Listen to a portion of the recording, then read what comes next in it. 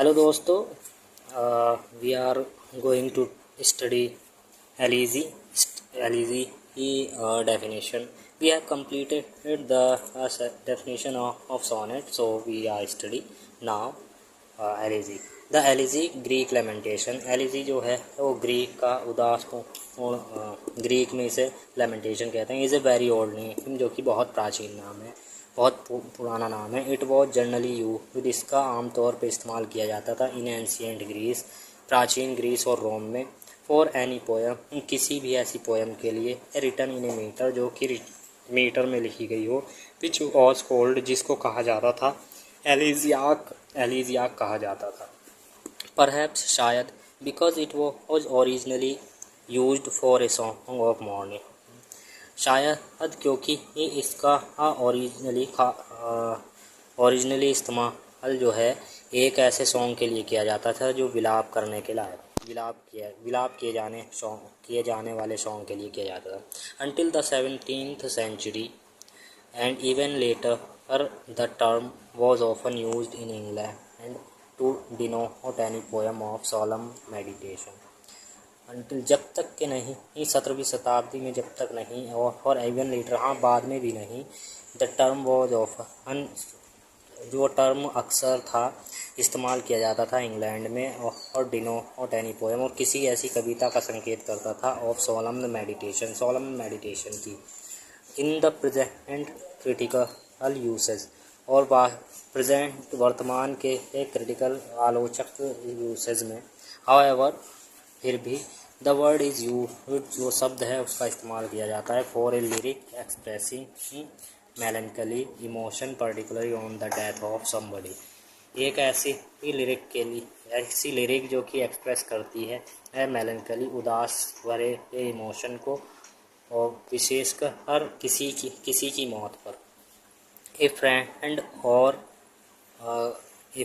और a great personage, किसी दोस्त और किसी महान व्यक्ति की मौत पर. इन अदर वर्ड्स, दूसरे शब्दों में,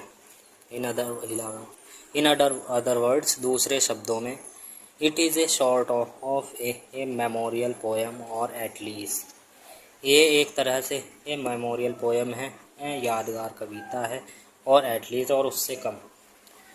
ए पोएम ऑन समबडीज डेथ, एक कविता जो किसी की मौत पर लिखी जाती है. As a song of sadness, एक सैडनेस के एक गीत के रूप में. Elegies did not exist in Greece, elegies जो है वो ग्रीस में एग्जिस्ट नहीं करती थी. The poem of Goethe, who imitated the theme and form of the poems of Ovid, did not possess this characteristic. The poems, वो कविताएं गोती जिसने नकल की थी, द थीम, उस थीम की, एंड फॉर्म, और उस स्वरूप की, ऑफ द पोएम्स के, ऑफ ओविड की, डिड नॉट पजेस, वो पजेस नहीं करती थी, दिस कैरेक्टरिस्टिक्स, इन विशेषताओं को. Essential qualities of an elegy as a poetic form. The most essential quality of an elegy is its mournfulness. जो सबसे महत्वपूर्ण विशेषता है एक एलिजी की, वो है इसकी mournfulness, इसकी दुख भरापन. Whatever may be the subject matter of an elegy, जो भी हो सकता हो सब्जेक्ट मैटर किसी भी एलिजी का.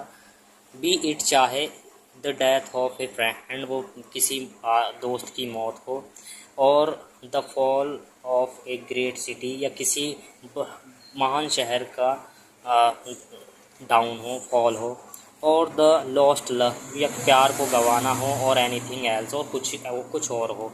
It must be sad, it must be sad, ऐसा दुख होना चाहिए, इसमें ज़रूर से ज़रूर दुख होना चाहिए. And in the nature of lamentation, और लेमेंटेशन के स्वभाव में हो. A great elegy must stir and thoughts in the minds of the readers. एक ग्रेट एलिजी जो है उसे ज़रूर से ज़रूर स्टेयर सैड थॉट्स को भरना चाहिए in the minds of readers के दिमाग में. There runs through Arnold's the scholar gypsy. There runs जो गुजरती है आर्नोल्ड्स की स्कॉलर जिप्सी से। टेनिसन्स की ब्रेक ब्रेक ब्रेक। ग्रेज की elegy written in a country churchyard and others और दूसरों है। An undercurrent of sadness जो कि अंडर करंट है सैडनेस के which constitutes their great appeal जो कि जिनमें शामिल है उनकी ग्रेट अपील, उनकी बड़ी ही अपील।